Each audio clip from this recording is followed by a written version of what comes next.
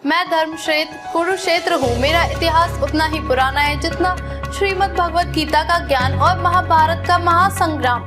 मैं 5000 साल से भी ज्यादा काल से अपने सीने पर भाई भाई की दुश्मनी और खून का दंश लिए आगे बढ़ा हूँ। मेरी मिट्टी आज पूरी दुनिया में अधर्म पर धर्म की सबसे बड़ी जीत का संदेश देती है। नमस्कार, आप देख रहे हैं कुरुक्षेत्र मीडिया का खास प्रोग्राम कुरुक्षेत्र की बात।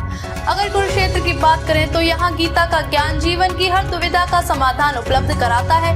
वहीं कुरुक्षेत्र के आगोश में आकर हर श्रद्धालु सैलानी पुण्य की अनुभूति करता है। चूँकि महाभारत का युद्ध भी धर्म और राजनीति से ही जुड़ा रहा है, तो कुरुक्षेत्र हजारों साल से सियासत के परिणाम दुष्परिणाम का साक्षी भी रहा है। मथुरा और वृंदावन के बराबर ही कुरुक्षेत्र का भी महत्व है। इसे भगवान श्री कृष्ण की कर्म स्थली कहा जाता है। धर्म की धरा ने कर्म को ही महत्व दिया। यहाँ की जनता अलग है। अगर यहाँ किसी ने गुरूर किया तो उसे बदलने में मैंने देर नहीं लगाई। पूर्व पीएम नंदा ने 1977 में बदला हेडक्वार्टर। वर्ष 1977 तक कुरुक्षेत्र लोकसभा सीट का हेडक्वार्टर कैथल रहा।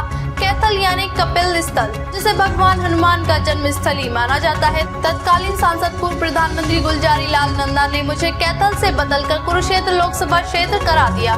गुलजारी लाल नंदा को 1967 से 1971 और उसके बाद 1971 से 1977 तक लगातार 2 बार मैंने ही सांसद बनाकर संसद भेजा।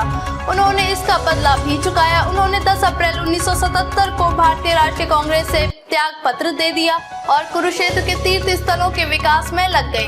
कुरुक्षेत्र विकास बोर्ड का गठन उन्होंने ही किया था। वे 27 मई 1964 से 9 जून 1964 तक पहली बार 14 दिन तक अंतरिम प्रधानमंत्री रहे और इसके बाद दूसरी बार 11 जनवरी 1966 से 24 जनवरी 1966 तक अंतरिम प्रधानमंत्री रहे। कुरुक्षेत्र को चाहिए हवाई अड्डा, ब्रह्म सरोवर है गौरव। कुरुक्षेत्र धार्मिक और पौराणिक दृष्टि से तो 48 कोस तक फैला है। कुरुक्षेत्र का करनाल, कैथल और जींद तक धर्म और पर्यटन की दृष्टि से विस्तार है। श्री कृष्णा संग्रहालय, कुरुक्षेत्र पैनोरमा और विज्ञान केंद्र, एशिया का सबसे बड़ा ब्रह्म सरोवर ही यहाँ के गौरव है।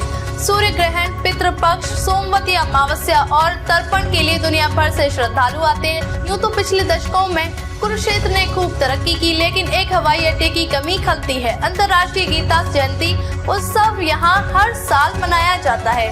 शिक्षा की दृष्टि कुरुक्षेत्र प्रदेश का सबसे ज्यादा महत्व रखता है। प्रदेश के पहले विश्वविद्यालय की स्थापना कुरुक्षेत्र में ही हुई, जिसका नाम कुरुक्षेत्र के नाम पर ही रखा गया है, कुरुक्षेत्र विश्वविद्यालय। प्रदेश का एकमात्र राष्ट्रीय प्रौद्योगिकी संस्थान और राष्ट्रीय डिजाइन संस्थान भी यही है।